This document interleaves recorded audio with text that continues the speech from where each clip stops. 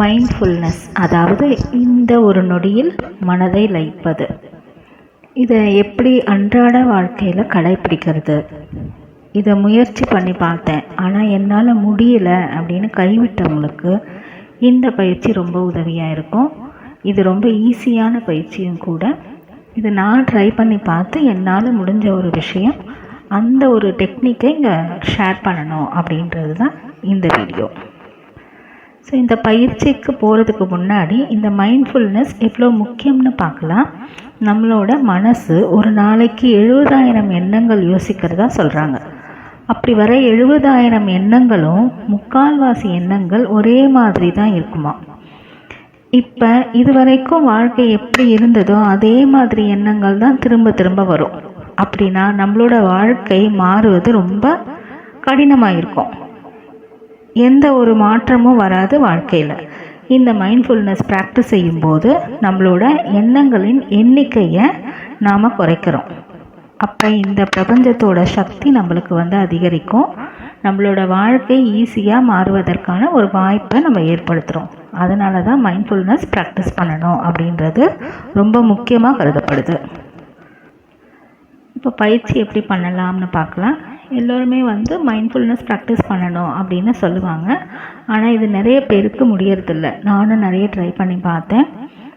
கொஞ்ச நேரத்துக்கு பண்ண முடியும், திரும்ப நம்ம மனசு பழைய நிலைக்கே போயிடும். ஏன்னா நம்மளோட மனசு அதுக்கு தான் பழக்கப்பட்டிருக்கு. அந்த பழக்கப்பட்ட நிலைக்கு திரும்ப திரும்ப நம்மளை கொண்டு சேர்த்துடும்.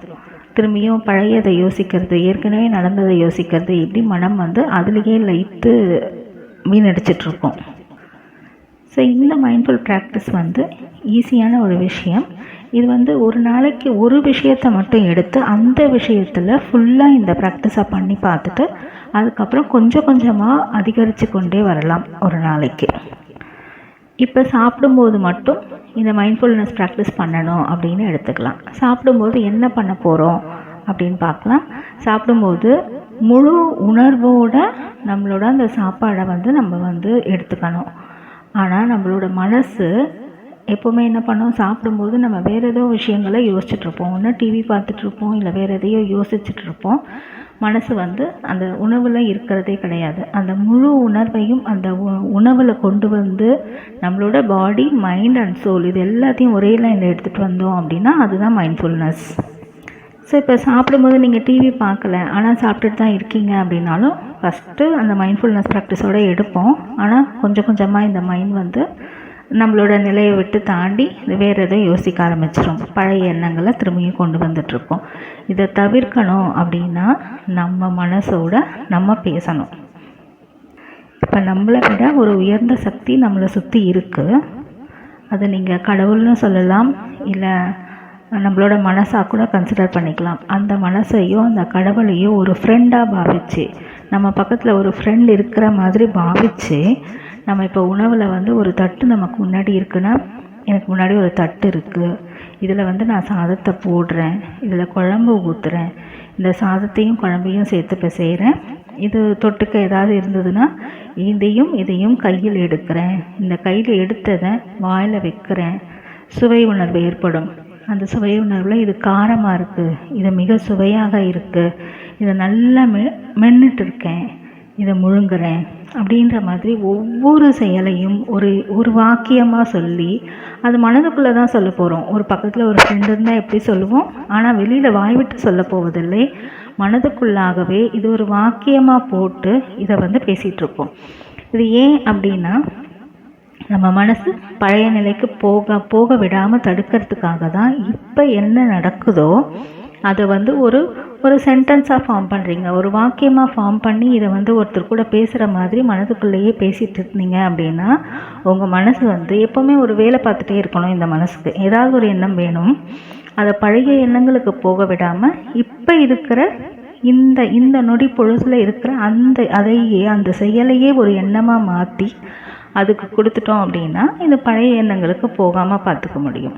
ரொம்ப சிம்பிளான விஷயம், பயங்கரமாக ஒர்க் அவுட் ஆகுது. நான் ட்ரை பண்ணி பார்த்துருக்கேன். ஸோ இப்போ மனசுக்கு ஒரு எண்ணம்ன்ற ஒரு இது வேணும். அதுக்கு அந்த எண்ணத்தையும் நம்ம கொடுக்குறோம். அந்த எண்ணம் பழைய எண்ணமாக இல்லாமல் புது எண்ணங்களாகவும் இல்லாமல் இப்போ செய்கிற செயலோட அதையே ஒரு எண்ணமாக மாற்றி கொடுத்துருக்கோம். எண்ணமற்றது அந்த நிலைக்கு போகிறதுக்கு இன்னும் கொஞ்சம் ப்ராக்டிஸ் ரொம்ப தேவை. இப்போ எண்ணத்தையே தேவை அப்படின்றதுனால அந்த எண்ணத்தை வந்து எப்படி இந்த நொடி பொழுதில் இருக்கிற விஷயங்களையே எண்ணமாக கொடுத்தோம் அப்படின்னா மனசு வேறு எதையும் யோசிக்காது. இப்போ அந்த 70,000 எண்ணங்களில் வந்து கொஞ்சம் கொஞ்சமாக ப்ராக்டிஸ் பண்ணிட்டே இருந்தோம்னா அதில் 3/4 எண்ணங்களை வந்து நம்ம இப்படி கண்ட்ரோல் பண்ணிட முடியும். இப்படி கண்ட்ரோல் பண்ணிகிட்டே வந்தோம் அப்படின்னா இது வந்து டெய்லி கொஞ்சம் ப்ராக்டிஸ் பண்ணிகிட்டே வரணும். இப்போ உணவு எடுத்துக்கொள்ளும் போது மட்டும் இதை வந்து ஃபஸ்ட்டு ப்ராக்டிஸ் பண்ணணும். அப்புறம் டெய்லி ஒவ்வொரு விஷயமா ஆட் பண்ணி வந்துகிட்டே இருந்தோம் அப்படின்னா நம்மளோட எண்ணங்களின் எண்ணிக்கை குறையும். நம்மளோட எண்ணங்கள் எண்ணிக்கை குறைஞ்சிடுச்சுன்னா நம்மளோட சக்தி அதிகரிக்கும். இந்த பிரபஞ்சத்தின் சக்தி வந்து நமக்குள்ளே பாயும். அப்போ வந்து பிரபஞ்சத்தோட சக்தியை நம்ம பெறுவோம். அதனால் நம்மளோட எண்ணங்கள் நிறைவேறும். நம்ம ஆசைப்பட்ட விஷயங்களை ஈஸியாக அடைய முடியும். நீங்கள் இந்த டெக்னிக்கை ட்ரை பண்ணிங்கன்னா இது உதவியாக இருந்துச்சா இல்லையா அப்படின்னு கமெண்ட் பண்ணுங்கள்.